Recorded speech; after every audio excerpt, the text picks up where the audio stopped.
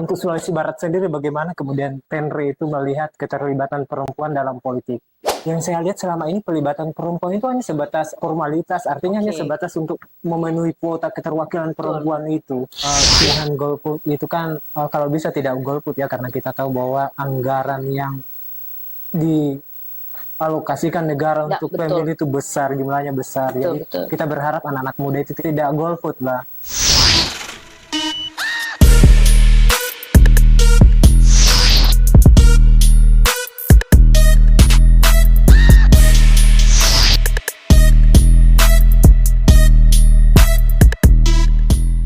Teman saya perkenalkan dulu Andi Tenri Ulang, salah satu perempuan inspiratif. Saya suka dengan gagasan-gagasannya dan kemudian pandangan-pandangannya.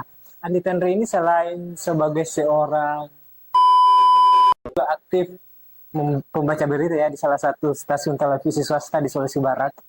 Saya yakin yang nonton nanti ini pasti kenal dengan Enggak, Ibu Tenri. Lanjut ke pembahasan kita masuk ke segmen pemilu, Bu. boleh. Untuk Sulawesi Barat sendiri, bagaimana kemudian Tenri itu melihat keterlibatan perempuan dalam politik?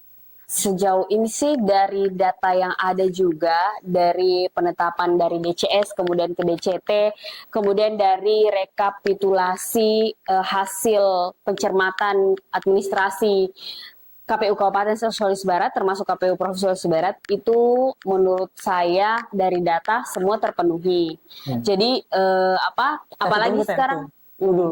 Tapi yang saya amati selama ini, saya kan seorang jurnalis ya. ya, Seorang jurnalis, saya sering lebih senang meliput isu-isu politik. Yang saya lihat selama ini pelibatan perempuan itu hanya sebatas formalitas, artinya hanya oke, sebatas untuk memenuhi kuota keterwakilan betul. perempuan itu. Ya, betul. Jadi kalau pandangan akademisi sih sebenarnya melihatnya memang ada dua pandangan. Bahwa terkadang aturan itu dibuat supaya memberikan ruang kepada perempuan Iya. supaya mereka ikut dalam kontestasi politik. Tapi di sisi lain juga bisa dikatakan bahwa ruang yang diberikan juga itu sebenarnya menjadi kelemahan tersendiri. Kenapa perlu dikasih? Kalau memang perempuan yang maju silakan. Iya. Nah, tapi kalau pandangan pribadi saya, kalau di Sulbar ini memang ada beberapa tokoh-tokoh perempuan yang sudah mumpuni sih. Maksudnya sudah menduduki jabatan-jabatan secara struktural. Kalau kita lihat dari struktur organisasi masih didominasi sama perempuan. Meskipun untuk jabatan-jabatan tertentu, Iya. misalnya di level pimpinan itu masih laki-laki, tapi tidak. Misalnya Bupati Mamuju juga perempuan, Ketua DPRD Provinsi juga perempuan, Iya. dan masih banyak organisasi lain yang di Sulawesi Barat ini ya. Jadi sebenarnya menurut saya untuk kuota perempuan berkarir di dunia politik di Sulawesi Barat, it's better lah. Jadi tidak serigid itu. Kakak Tenri itu yang kalau misalnya konsep gender kesetaraan itu yang Kakak Tenri paham seperti apa? Gender mainstream ya. Jadi kalau saya tidak mengambil mata kuliah ini dulu ya. Jadi saya mengambil Tunggu, saya kenalkan dulu. eh, tidak Tenri usah ini, ya, tidak usah. Tenri ini adalah Is, salah satu satunya di Unhas. Tidak apa-apa, ini sebagai penguatan bahwa narasumber saya ini punya kapasitas dan kemudian biasa mempunyai. aja. Tenri ini adalah salah satu lulusan S1 di Unhas, kemudian S2 di UGM, ambil jurusan apa? Manajemen kebijakan publik, polisi Manajemen, publik, manajemen dan kebijakan publik. kebijakan publik policy begitu, Public policy. policy. Ya. Eh, Kalau itu spesifikasinya mempelajari tentang apa kan? Tentang bagaimana perumusan kebijakan supaya itu bisa bermanfaat. Jadi kita banyak belajar meramu kebijakan, bagaimana metode pengambilan kebijakan yang baik. Jadi dari banyak pendekatan. Jadi misalnya dari pendekatan kepemimpinan, misalnya kebijakan itu bisa lahir dari sosok pemimpin yang seperti apa misalnya. Terus kita juga banyak belajar tentang bagaimana sebenarnya kebijakan itu memang harus dibikin, Kak. Maksudnya kebijakan itu harus memang ada. Kalau misalnya kok kita mau bikin jalan kote, kebijakan itu kalau itu jalan kote memang harus lengkap, harus ada lomboknya, harus ada bahan-bahan Harus isiannya. paripurna ya begitu. Sebenarnya harus begitu sehingga bisa melahirkan kebijakan yang betul-betul pro. Ya, karena tidak menutup kemungkinan bahkan di politik kebijakan publik, kita bisa mengukur kebijakan ini bisa bertahan berapa tahun. Begitu, dengan perhitungan kebijakan. Jadi misalnya, cuma 5 tahun, bisa. Seperti itu. Kita bisa hitung kekuatan kebijakan itu sampai di mana. Luar biasa ya, spesifikasinya di situ ya. Yap. Untuk tesisnya dulu, tesisnya ambil judul tesisnya apa? Spesifikasinya apa? Oke, jadi tesis saya itu saya kan lebih ke balik apa untuk daerah penelitian saya ambil Mamuju. Jadi balik ke Mamuju untuk meneliti. Jadi tesis Sekaligus saya. liburan. Iya betul. Pakai beasiswa. Pakai beasiswa. Iya, jadi ya betul. Jadi kan saya beasiswa. Jadi Lokusnya di mana di Mamuju? Pulau Karampuang. Judulnya apa? Judul tesis. Pariwisata inklusif. Maksudnya inklusif itu? Jadi kalau pariwisata inklusif itu bagaimana kemudian pariwisata itu sebenarnya bisa bermanfaat untuk masyarakat sekitar. Dari riset saya, hipotesis saya dulu Hasilnya? itu 2019 ya. Hasil penelitian begitu. Sebelum hasil hipotesis saya beranggapan bahwa di masyarakat Pulau Karampuang itu lebih banyak bekerja sebagai buruh rumah tangga daripada mereka terlibat dalam aktivitas pariwisata. Itu yang menarik karena masyarakatnya keluar dari kotanya dan orang lain yang mengelola. Menarik ya. Ya. Pemikiran saya ketika orang menyebut Karampuan dan kemudian pekerjaan masyarakat, pasti yang muncul itu mereka pasti jadi nelayan. Nelayan. Dan Tapi itu faktanya memang hasil penelitian. dan itu 70-80% perempuan produktif.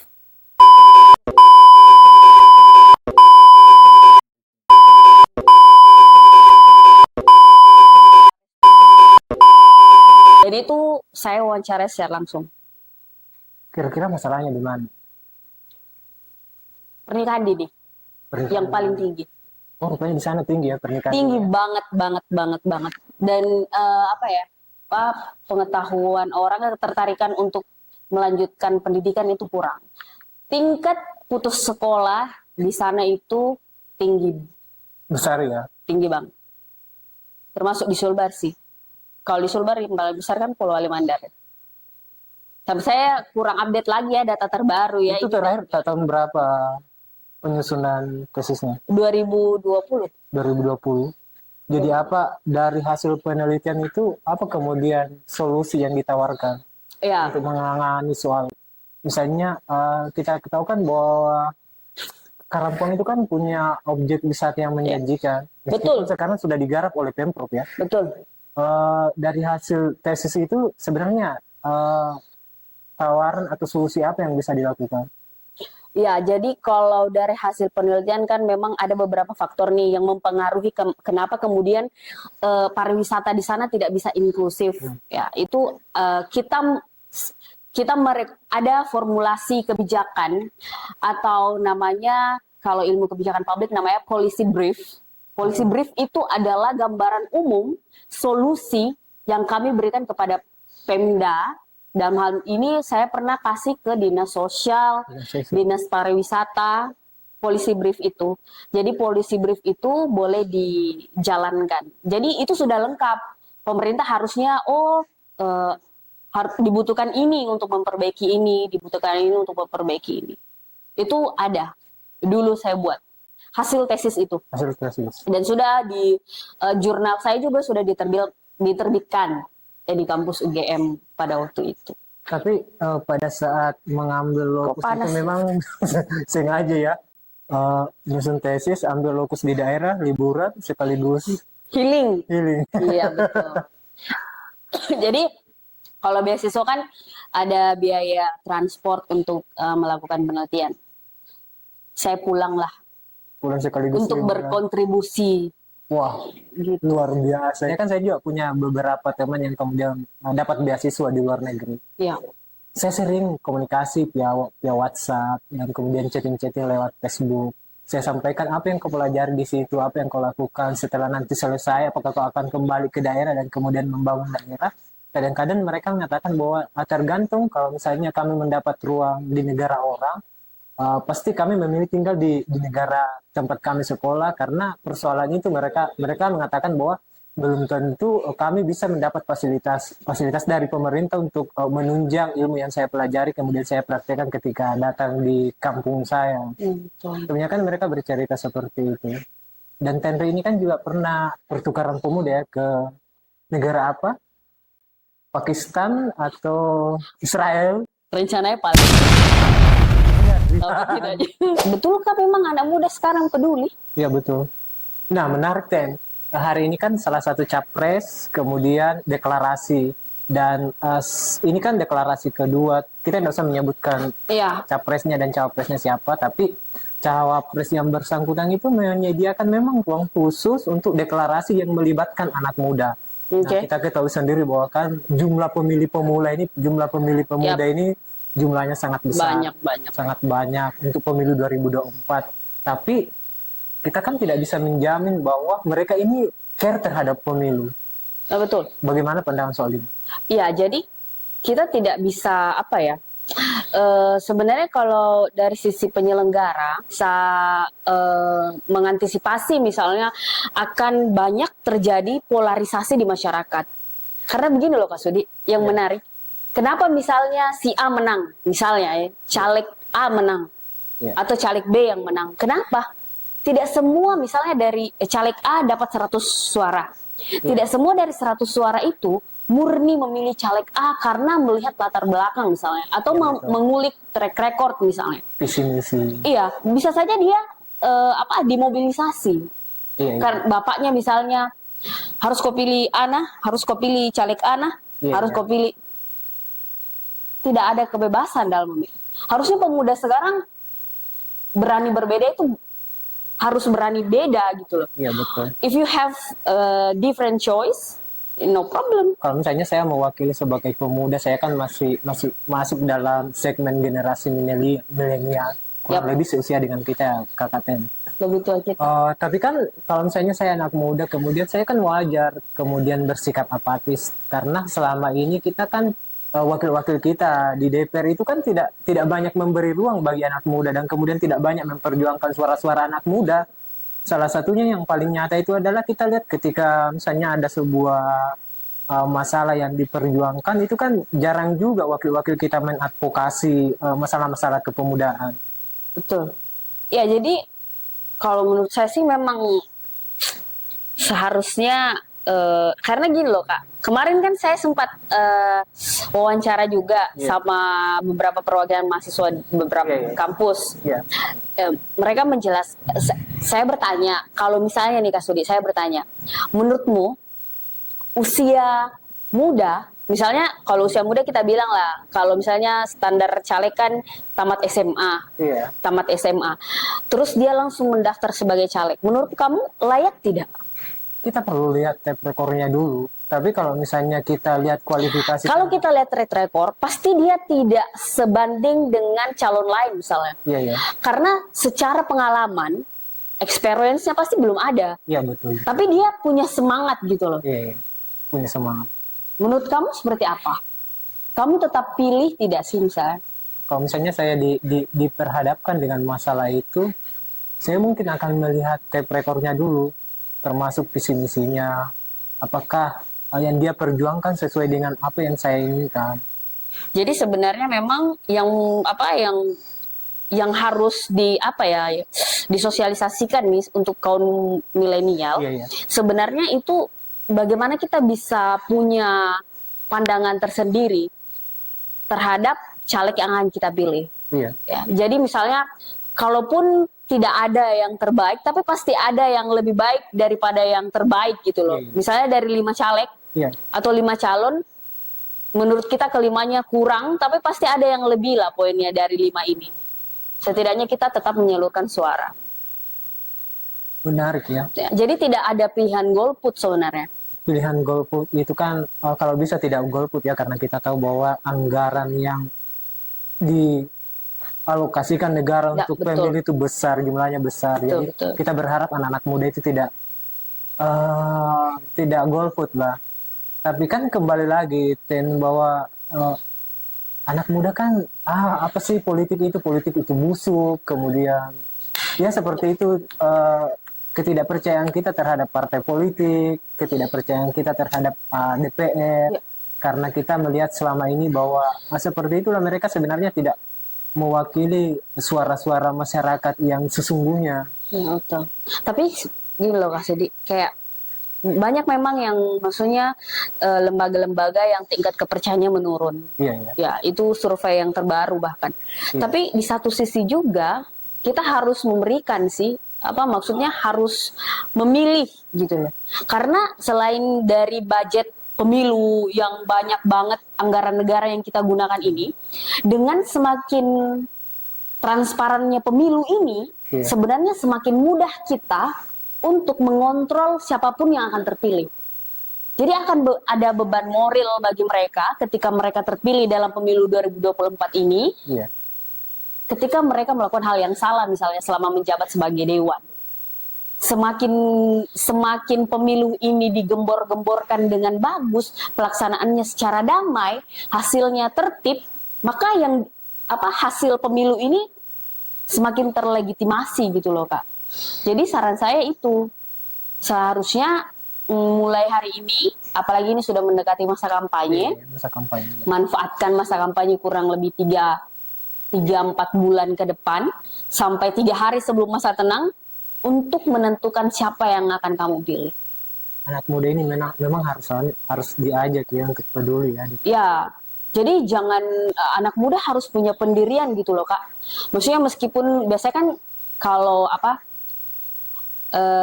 kelompok terkecil dalam kehidupan kita kan keluarga. Iya, betul. Ada ayah, ada ibu, ada anak, ada kakak, ada adik misalnya.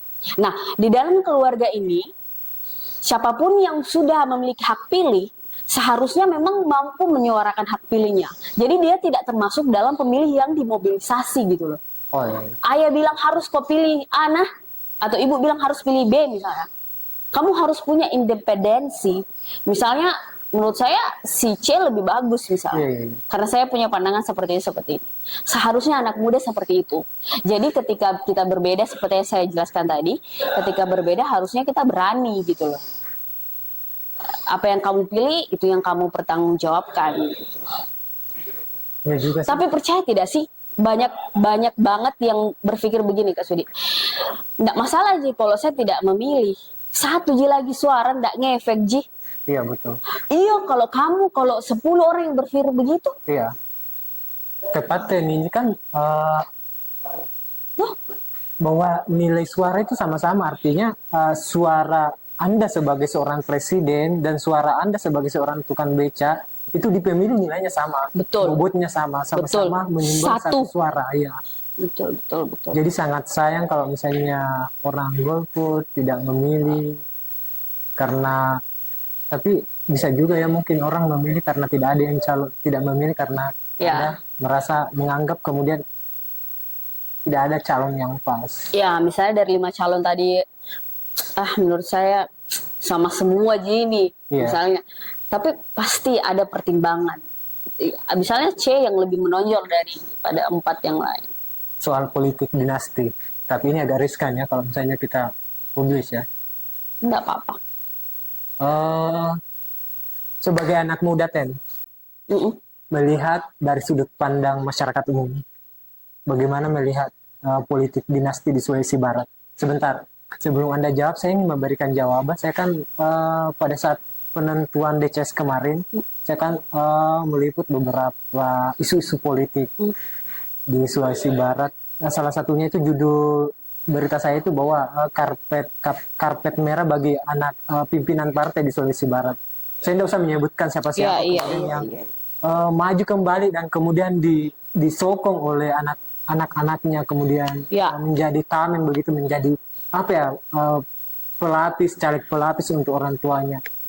Ini kan terbaca bahwa nanti kalau misalnya bapaknya mundur, kemudian anaknya yang maju. Tempe sendiri melihat seperti apa politik dinasti di Sulawesi Barat? Ya, jadi sebenarnya undang-undang politik dinasti itu Kak Sudi sudah digodok dari puluhan bisa dibilang, puluhan tahun yang lalu. Iya. Ya, masih saya di 2000 2011, politik dinasti itu sebenarnya sudah banyak disinggung. Jadi politik dinasti dengan rumus T. Jadi Rumusnya itu maksudnya? rumus T itu misalnya jika dia pimpinan, anaknya tidak boleh. Atau jika dia bersaudara, saudaranya tidak boleh. Seperti itu. Jadi dalam rumus T ini sebenarnya itu dari dulu menjadi isu sentral juga, tapi entah kenapa hari ini belum ketuk palu seperti itu. Tapi pemerintah mengatakan bahwa politik dinasti ini dihapuskan dengan metode maksimal 10 tahun. Tapi itu juga sebenarnya terlalu lama, ya. Tapi ini banyak pandangan yang berbeda. Iya. Jadi kalau di Sulawesi Barat kita sendiri itu bukan hal yang tabu ya. Iya. Jadi seperti yang Kak Sudi jelaskan, banyak sih sebenarnya juga pimpinan partai kemudian tameng-tameng menjadi anaknya, misalnya untuk menjabat beberapa Kita jangan jabatan. menyebut nama, Ya, kita tidak kekhawatiran menyebutkan kita nama. disomasi dan kemudian kita beringkus. Tapi tidak apa-apa. Iya. Ini lagi-lagi ini kembali sebagai sebuah apa ya? Ini sebagai sebuah percakapan untuk ya diskusi, mencerahkan dan kemudian apa ya? Untuk memberikan referensi lah Iya, sama penonton ya. Jadi sebenarnya kembali ke penonton lagi atau pemilih lagi, Iya. cerdas-cerdaslah melihat gitu loh, bahwa kualitas bapaknya atau kualitas mamanya itu belum tentu sama iya. dengan anaknya. Bisa saja Atau orang tuanya lebih hebat atau bisa saja anaknya Kebalikannya gitu loh. Itulah gunanya mengecek track record misalnya. Kapasitas dia misalnya untuk memimpin, misalnya untuk menjadi calon anggota legislatif. Oh, sepertinya memang dia sudah cocok misalnya. Itu kamu boleh memilih. Tidak masalah kalau memang berkualitas gitu loh. Tapi kembali lagi ke pemilihnya. Ya. Kita cuma berdiskusi dan memberikan referensi saja. Jujur saya khawatir jika kita membahas masalah politik dinasti. Gak apa-apa, santai. Sekian dulu bincang-bincang kita. Saya Sudirman Sarif, mandarnesia.com dan Andi Tendri Ulang, terima kasih.